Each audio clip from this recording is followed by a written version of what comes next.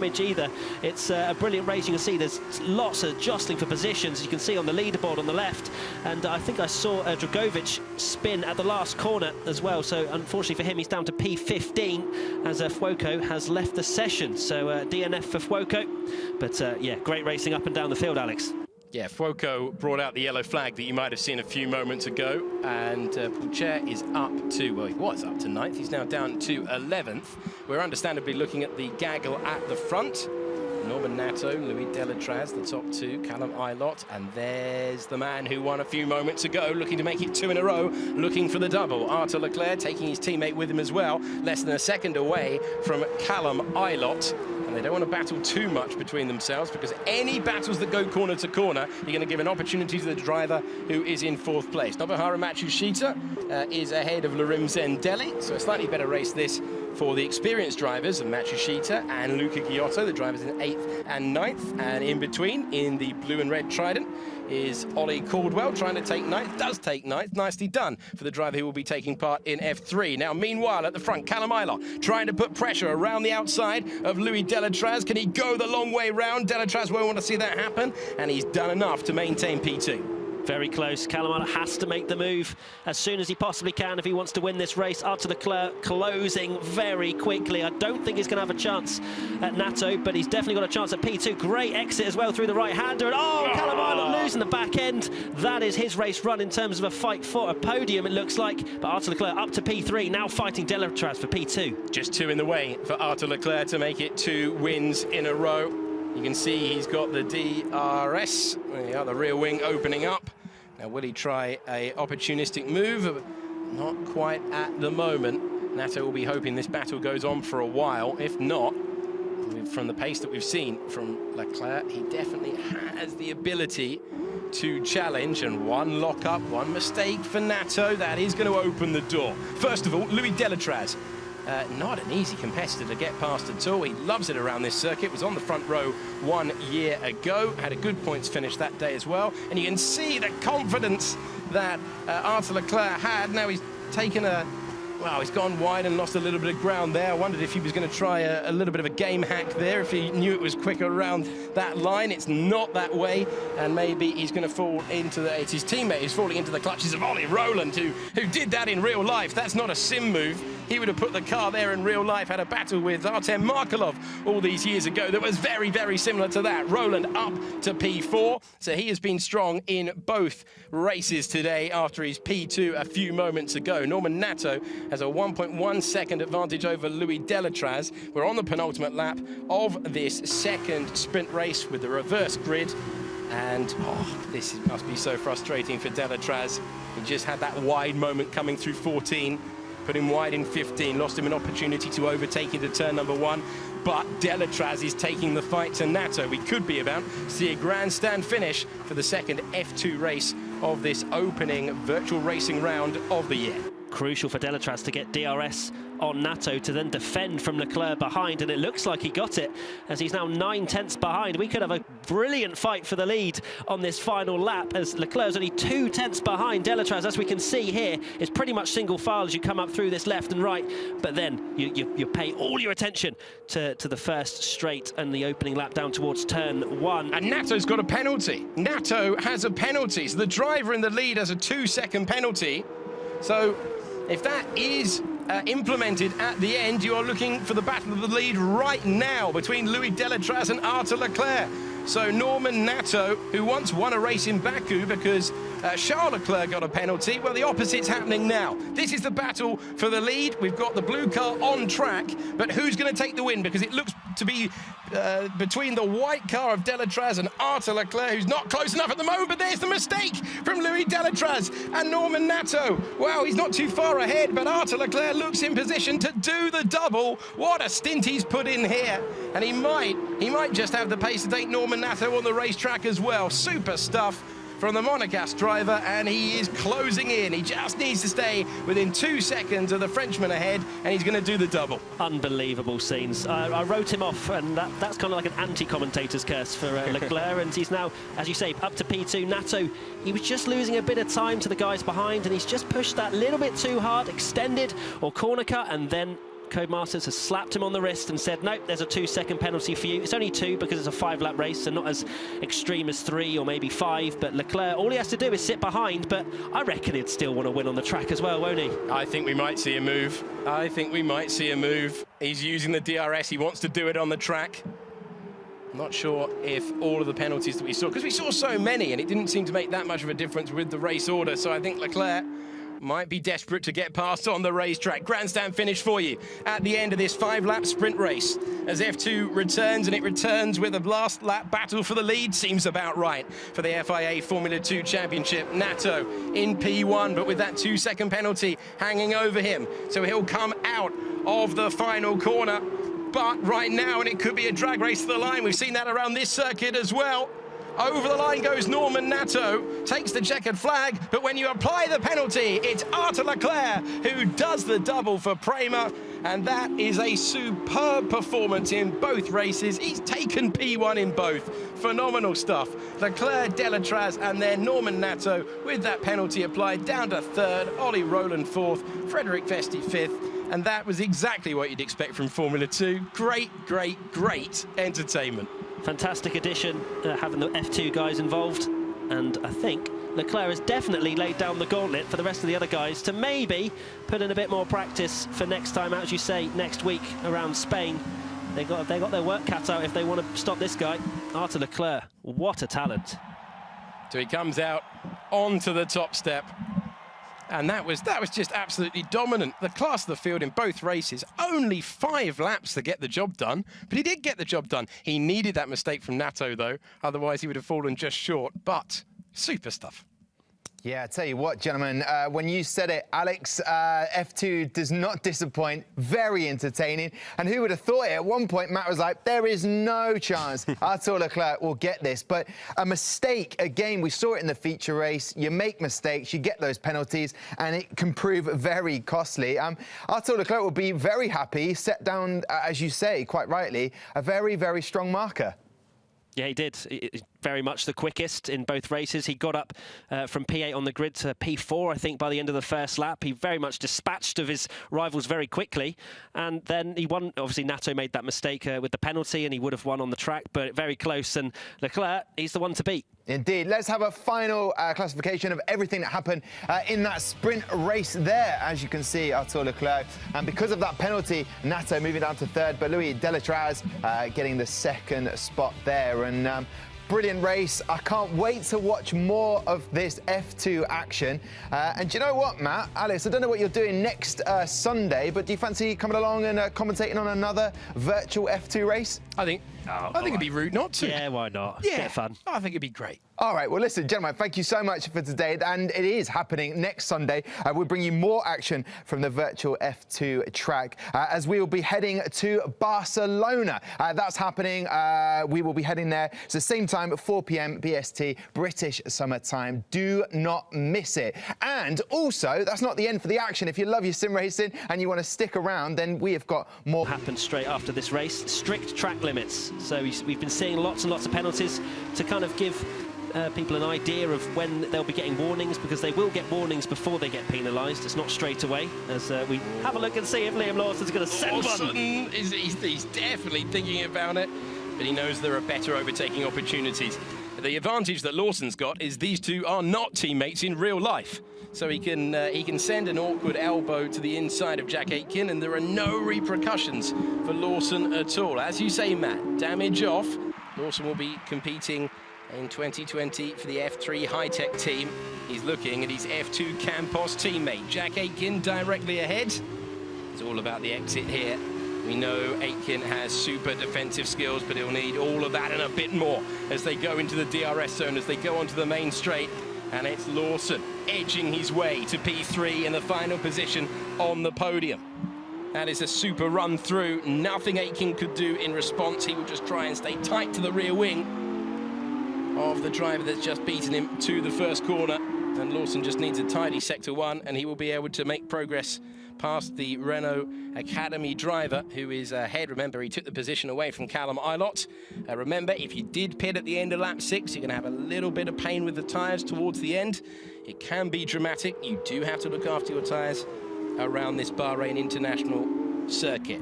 Leclerc, Rowland, Lawson and Aitken further down the order. That battle that's been going lap after lap after lap now resolved with Théo Pourchaire getting past Frederik Vesti up to 12th. Liam Lawson up to P3, as you say. Jack Aitken, I was about to say, very crucial for him to stay within DRS, but unfortunately he's had a poor middle sector and is now going to be coming under pressure from Callum Ilott. So hopefully we'll get him on board for that, as that's a battle for P4. But yeah, I think they'll be going down the straight anytime soon. But we're watching P12, Pourchaire just ahead of Vesti, and you can just see how much they're struggling. They've still got 5 laps to go, and they are locking up in every single corner we've pretty much ridden on board with. So there you go, there's another one. And another one. I was going to say it's working for him, but he was very, very wide there for Pourchaire, and he has let Vesti back through, as you can see from the graphic, up to 11th position. Now, further up the order, whilst Leclerc leads Rowland by 5.3 seconds, Lawson is the driver turning in now to turn 14. 4th place is Jack Aitken, and after being slightly barged out of the way, we go on board with Callum Ilott, and Callum Ilott will now try and retake the position that he lost earlier on. There's the defence from Aitken. He's going to have to go the long way round with tyres that maybe aren't in the best shape, but he's got the position. And Aitken heading backwards right now. Ilott up to 5th, and that is nicely done from the British driver, originally from Cambridgeshire, and he will try and get on terms with Liam Lawson, who has scampered clear, you have to say. He's put a couple of great laps in, but has he done so to the detriment of those Pirelli tyres? The answer is going to come our way in the final few laps.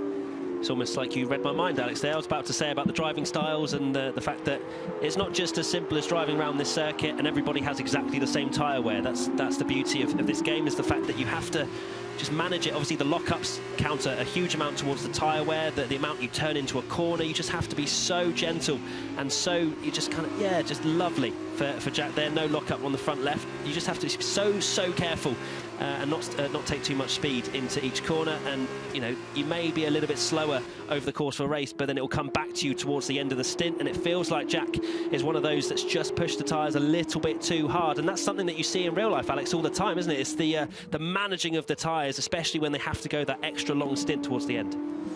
Absolutely. So this is where a little bit of experience, whether at the sim level or whether in real life, would come in very, very useful indeed.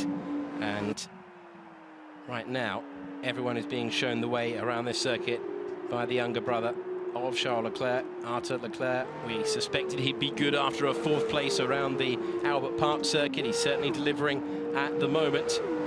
And Ilott now, having got clear, can't break clear. And a good response this from Jack Aitken. Has just bided his time, knows that he might not be able to do anything about his teammate in this race, but he might be able to get at least up to 4th. We will be racing next week around the Circuit of Barcelona, Catalunya. But for now, they're focusing on turn number 4. Check in on who's Lundgaard currently occupying 8th position, but I suspect when it all shakes out at the end, it might be Felipe Dragovic who is on reverse grid pulse. Keep an eye on 8th position for the time being. Looks like the race victory is definitely in the grasp of the Leclerc, and there's a nice symmetry to that in a Prema after the famous 2017 race where his older brother came in a sprint race, made a pit stop. Davide Valsecchi didn't think there was a chance he could find his way through, and it was the first of so many races at F2 level that showed us the talent of Charles Leclerc. Unbelievable race that was, wasn't it, Alex? You know, just completely on the edge of your seat throughout the entirety of it.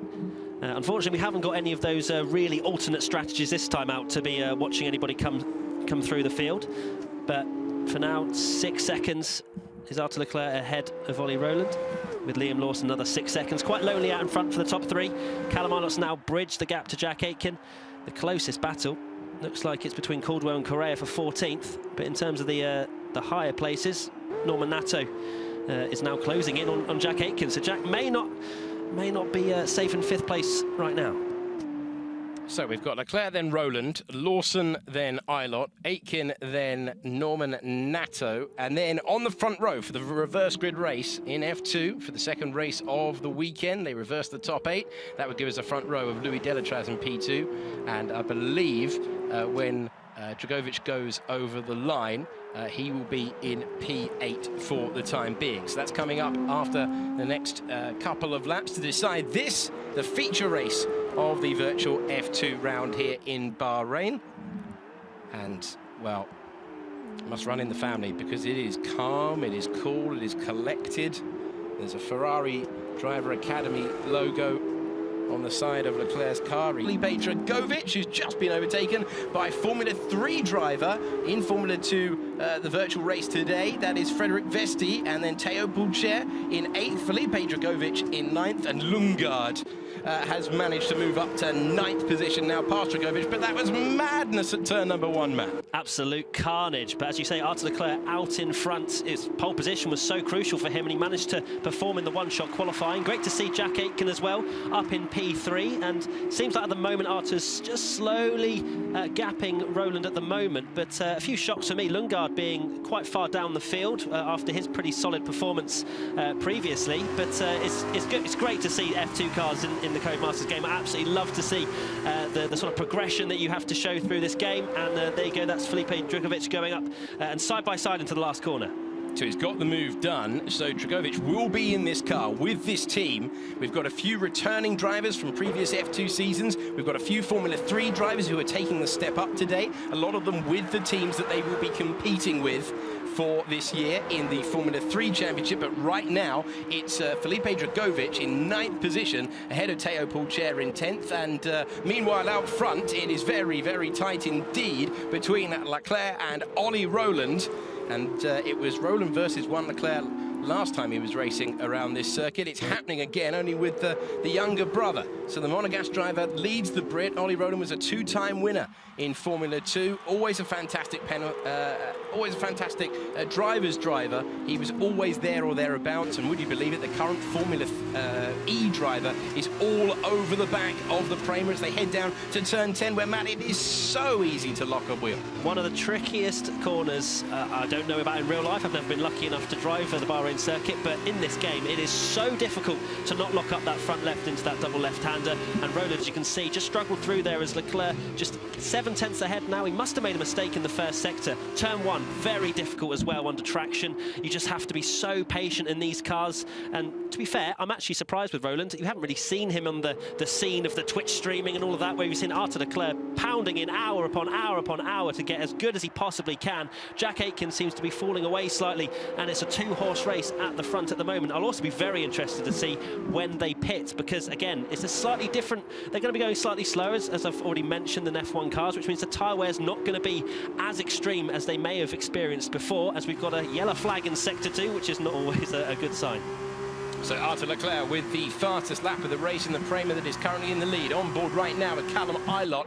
Now he is trying to improve his position. Directly in front of him was the Zendelli, and he's sending one to the inside. That looks a clean move, and exactly the opposite of what we saw down at turn 1 earlier on. But that's nicely done from Callum Ilott, who will be with that team this year. And that's the UNI Virtuosi team for next year. For this year, for the F2 Championship in 2020. Meanwhile, he's got Norman Nato racing in the blue Carlin directly in front of him. And Norman Nato will be trying to do what he did last time and get a podium at this circuit. He did that back in 2017. Competed for 3 years in the second tier. 2 years when it was GP2 and 1 year when it was Formula 2. His best result when he was racing, he had a few victories. Always very, very quick. Now competing in the WEC Championship all around the world. So Ilott, having made progress, continues on his way. Behind him, Vesti Lawson. A couple of F3 drivers going well in 6th and 7th. Then same applies to Larim Zendelli in 8th. And that 8th position is, wow, it's going to be keenly contested, because right now you want to be in 8th place, as we see a problem there for the HWA car of, I think that's Jack Doohan, who is pulling off there. We've got a sight of the only HWA car in the field. So still less than a second between Arthur Leclerc and Ollie Rowland as they go back down to turn number 1. And you can see Jack Aitken feeling the need to break the toe for Norman Nato behind, and he's bringing Callum Ilott with him. Absolutely. It's a shame to lose Jack Doohan already from the race, DNF. Not sure if that was a crash or not, but it looked like he was just pulling to one side. So unfortunate to lose a driver already. And lap 4 of 16 now. The guys will probably start to think about pitting, probably about lap 6 or 7. And I think the undercut's going to be very interesting because they're so closely contested in this midfield. And you've got guys like Liam Lawson just slowly but steadily making his way through the field. And he's up to P6 now as we watch a battle for 8th and 9th place. Oh, as you can see, the curb's still very dangerous with these F2 cars. They're still side by side. And great bit of action there from Drugovic, who takes P8. And back up the inside. They're not scared, are they? They're not shy about overtaking, but this is Formula 2. Would you expect absolutely anything else? Super stuff there as they try and now attack Vesti directly ahead, who I think might have been recovering. They seem to catch him very, very quickly indeed. So this group, 7th position, coming into screen now with a red and silver car. That is Frederic Vesti, then it's Felipe Drugovic, then it's Larim Zendelli ahead of Louis Delatraz, who will be taking part for Haas in the virtual Grand Prix later on at F1 level. For now, F2, Delatraz, who led into the first corner 1 year ago. For Carlin, racing with the team that he will be with this year, that's the Charouse Racing System. Juan Manuel Correa also back in the car that he was racing in last year, and he has been given a penalty. And you can see quite a lot of penalties being dished out. Another one there, 3-second time penalty to Teo Pourchaire, who is expected to contend for the championship. Now, Callum Ilott against his fellow Brit, Jack Aitken, going wheel to wheel in turn number 1, and Ilott forcing him to a part of